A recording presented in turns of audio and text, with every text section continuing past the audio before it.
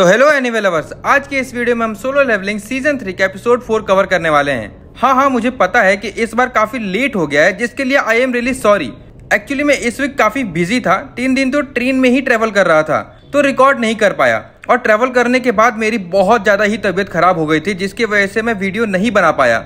अभी भी पूरी तरह से ठीक नहीं हूँ, लेकिन फिर भी वीडियो बना रहा हूँ, इसीलिए अगर थोड़ा क्वालिटी में कॉम्प्रोमाइज हो तो माफ करना। चलो फिर स्टार्ट करते हैं बिना किसी देरी के। बट उससे पहले आपने अगर सीजन 3 के एपिसोड 1 to 3 नहीं देखा है तो पहले जाके वो देख लो, मेरे चैनल के प्लेलिस्ट में मिल जाएगा या फिर इस वीडियो के डिस्क्रिप्शन में भी मिल जाएगा।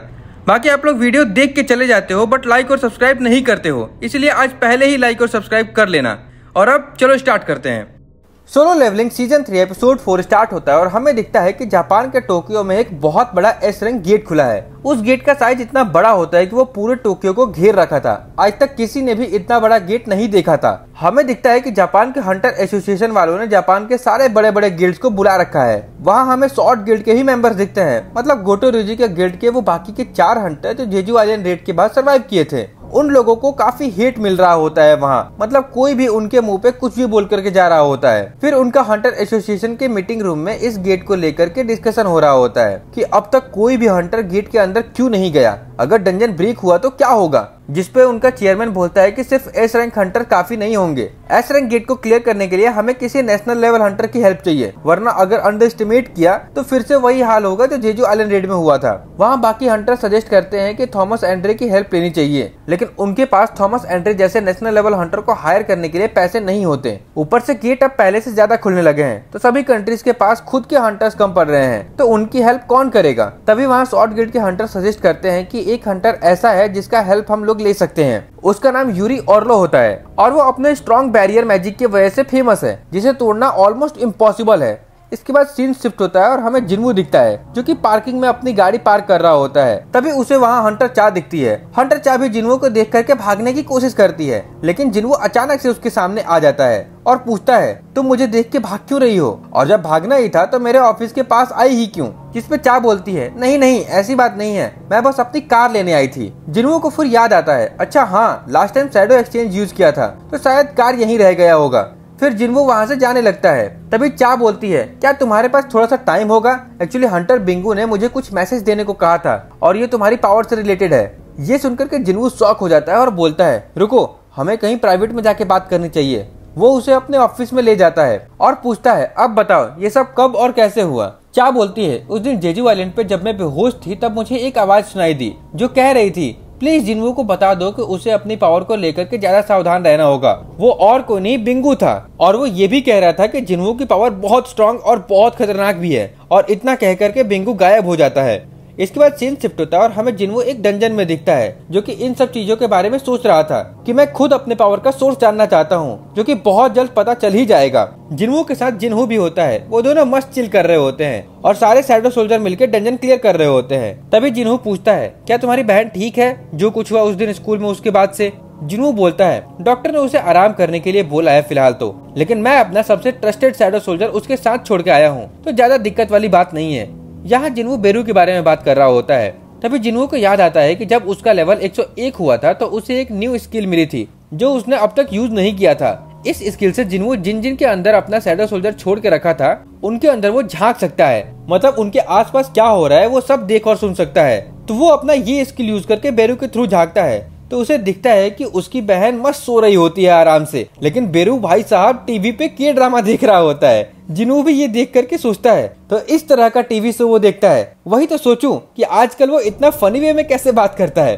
फिर जिन्हू अपने इस स्किल का यूज करके बाकी लोगों को भी देख लेता है लगे हाथ, जैसे अपनी माँ को देखता है कि वो मार्केट में है, योनू को भी देखता है, फिर हंटर चा को भी देखने जाता है तो वो देखता है कि चा बाथरूम में नहा रही होती है। ये देख करके तो जिन्हू पूरा शर्मा जाता है और तुरंत स्किल यूज करना बंद कर देता है। जिन्हू पूरा ब्लश कर रहा होता है। आई थिंक ये फर्स्ट टाइम था जब हम जिन्हू को ब्लश करते हुए देख रहे हैं। मुझे नहीं लगता कि इससे पहले कभी हमने जिन्हू को इस तरीके से ब्लश करते देखा हो। खैर, इसके बाद जिन्हू सोच रहा होता है कि मुझे चा से माफी मांगनी चाहिए किसी दिन जाके। फिर जिन्हू बोलता है क्या तुमने वो एस रैंक गेट के बारे में सुना है जो जापान में खुला है, अब तक उसके अंदर कोई गया नहीं है और अब 3 दिन से भी कम टाइम बचा है डंजन को ब्रेक होने में। वो लोग दुनिया के हर कोने से हंटर को बुला रहे हैं, क्या उन्होंने अब तक आपको कांटेक्ट नहीं किया।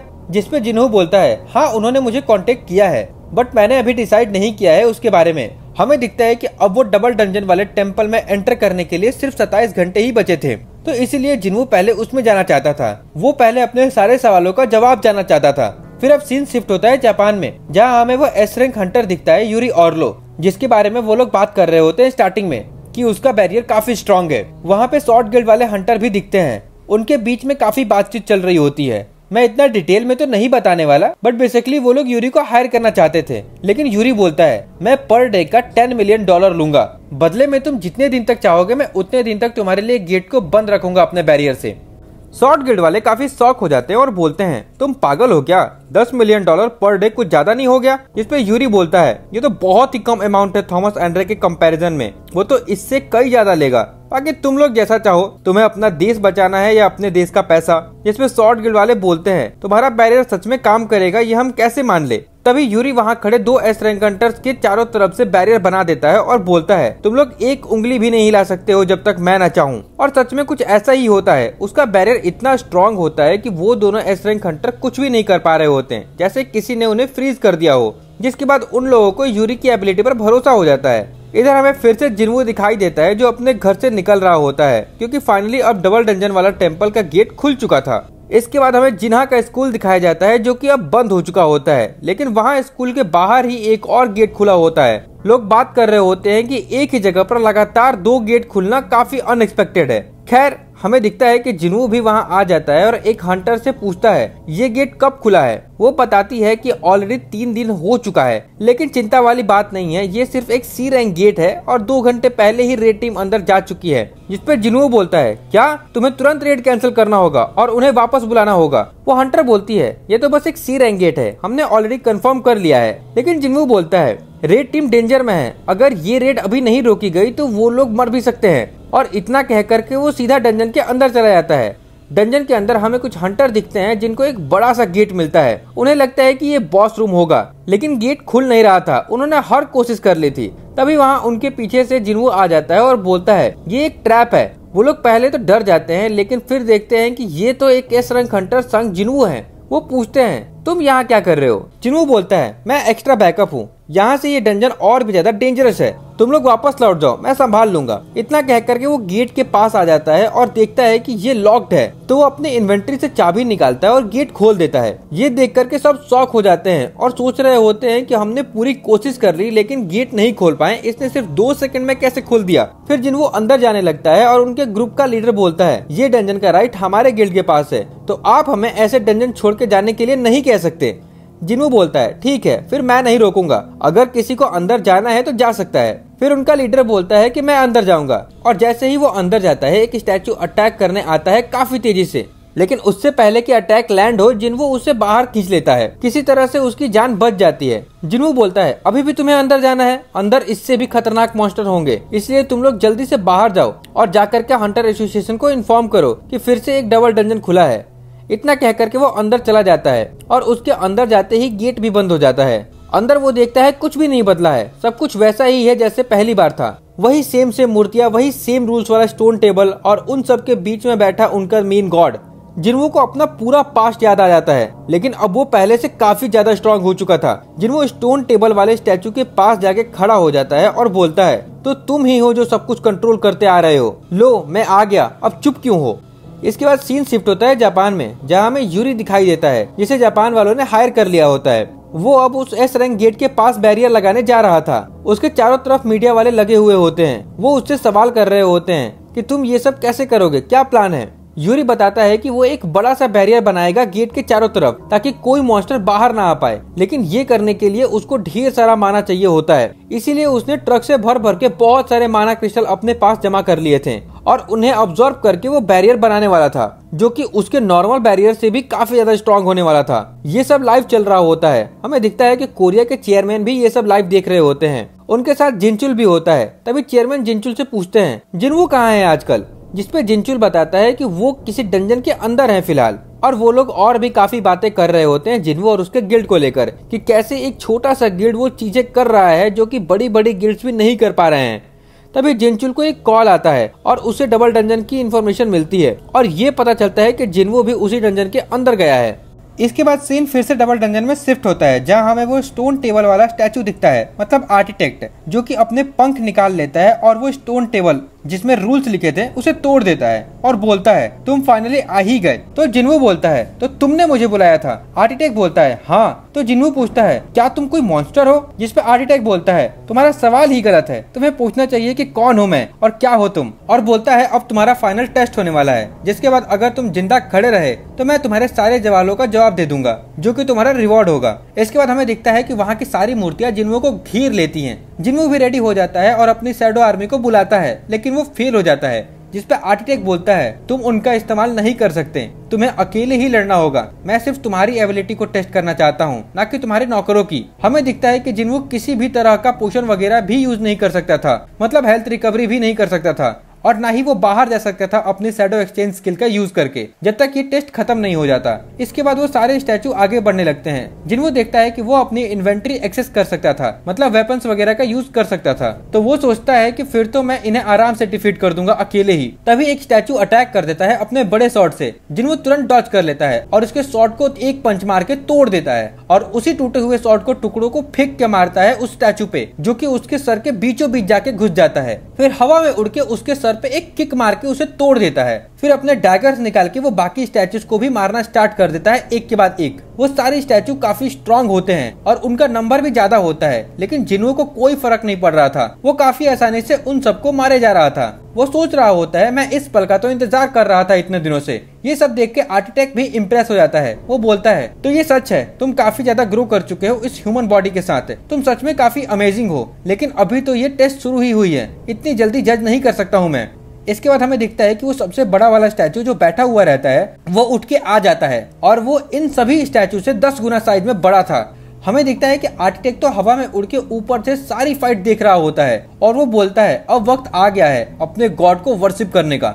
इसके बाद सीन शिफ्ट होता है चेयरमैन के ऑफिस में, जहां हमें दिखता है कि उनसे मिलने जापान का चेयरमैन आया हुआ है। उसका नाम मात्सुमोटो होता है। वो एक कॉन्ट्रैक्ट पेपर दिखाता है और बोलता है इस कॉन्ट्रैक्ट में लिखा है कि जेजू आयरन रेड पे जो भी हमारे हिस्से का मैजिक कोर हमें मिलने वाला था उनमें से एक भी हम नहीं लेंगे। जिसपे चेयरमैन बोलता है ऐसा क्यों? तो मात्सुमोटो बोलता है बदले में हमें जिन्वू की हेल्प चाहिए उस एस रैंक गेट को क्लियर करने के लिए। लेकिन चेयरमैन बोलता है फिर तो हम कोई हेल्प नहीं कर सकते, क्योंकि जिन्वू हंटर एसोसिएशन का पार्ट नहीं है। पर मात्सुमोटो फिर भी बोलता है मैं समझता हूँ, लेकिन हम हंटर एसोसिएशन के परमिशन के बिना डायरेक्ट जिन्वू से कांटेक्ट नहीं कर सकते। हम लोग ये नहीं कह रहे हैं कि आप उससे बात करो हमारी जगह, बल्कि हम ये चाहते हैं कि हमें एक बस मौका दिया जाए उससे बात करके नेगोशिएट करने का। चेयरमैन ये सब देख करके सोच रहा होता है वो लोग इतने सारे पैसे उड़ाने को तैयार हैं सिर्फ जिन्वू से मिलने के लिए। क्या सच में गोटे रियूजी के जाने के बाद उनके देश में स्ट्रॉन्ग एस रैंक हंटर की कमी हो गई है? हालांकि ये ऑफर बुरा भी नहीं है जिन्वू के लिए। अब तक ये सारी बातें दोनों देश के ट्रांसलेटर के थ्रू हो रही थी, लेकिन चेयरमैन बोलता है पहले इन सब ट्रांसलेटर्स को हटा के डिस्कस करते हैं। जिसपे मात्सुमोटो शॉक हो जाता है और बोलता है आपको जापानीज आती है?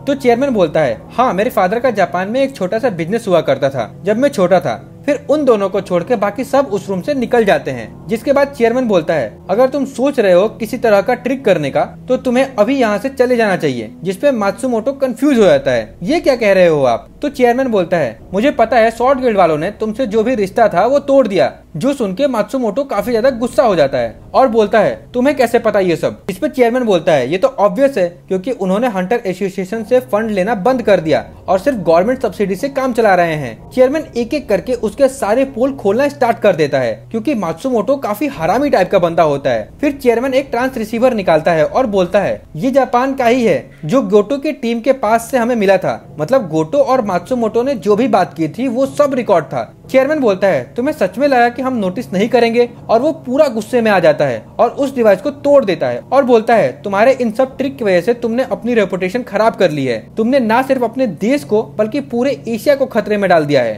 तुम्हें तो जिन्वू को थैंक यू बोलना चाहिए। फिर अब सीन वापस से शिफ्ट होता है जिन्वू पे। वो सारे मूर्तियों को मार रहा था, लेकिन वो खत्म होने का नाम ही नहीं ले रहे थे। एक टाइम के बाद जिन्वू काफी सारे स्टैचू के बीच में फंस जाता है। उनके पीछे वो बड़ा वाला स्टैचू भी होता है। सब मिलके एक साथ अटैक कर रहे थे। जिन्हों समझ जाता है कि अब मैं इन सबको एक साथ डॉज नहीं कर सकता, इसीलिए वो अपने डोमिनेटर टच से सारे स्टैचू को एक साथ पकड़ लेता है। लेकिन वो बड़ा स्टैचू अपनी आंखों से लेजर बीम चला देता है, जो कि उसके सामने खड़े सारे स्टैचू को चीरते हुए जिन्हों तक पहुंच जाती है। जिन्हों डायरेक्ट हिट लेने के बाद भी सर्वाइव कर जाता है। फिर वो बड़ा स्टैचू अपने पैरों से जिन्हों को कुचलने की कोशिश करता है, लेकिन जिन्हों अपनी स्पीड पहले से ज्यादा बढ़ा लेता है और वो उसके सर के तरफ ऊपर बढ़ने लगता है अटैक करने के लिए।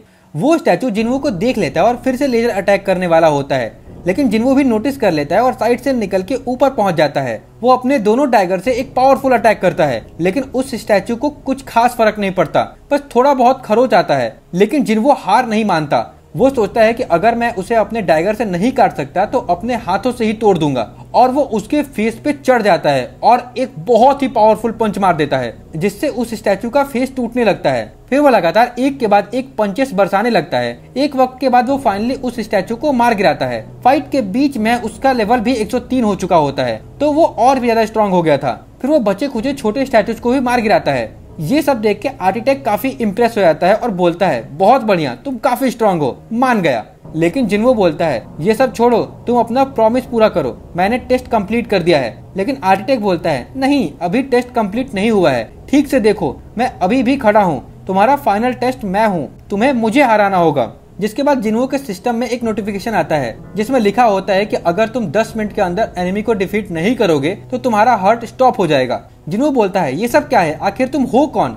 जिस पे आर्किटेक्ट बोलता है, मैं तुम्हारे सिस्टम का क्रिएटर हूँ, मैंने ही तुम्हारा ये सिस्टम बनाया है और मैं जैसा चाहूँ इसको कंट्रोल भी कर सकता हूँ। और इसी के साथ ये एपिसोड यहीं पे खत्म हो जाता है। इस वीडियो में पूरी फाइट कवर नहीं करने के लिए माफी चाहता हूँ, क्योंकि फाइट बहुत लंबी चलने वाली थी तो वीडियो बहुत ज्यादा बड़ी हो जाती। ऊपर से मेरी तबीयत भी अभी पूरी तरह से ठीक नहीं हुई है, इसीलिए नहीं बनाई। लेकिन नेक्स्ट वीडियो में आई प्रॉमिस कि पूरी फाइट खत्म कर दूंगा।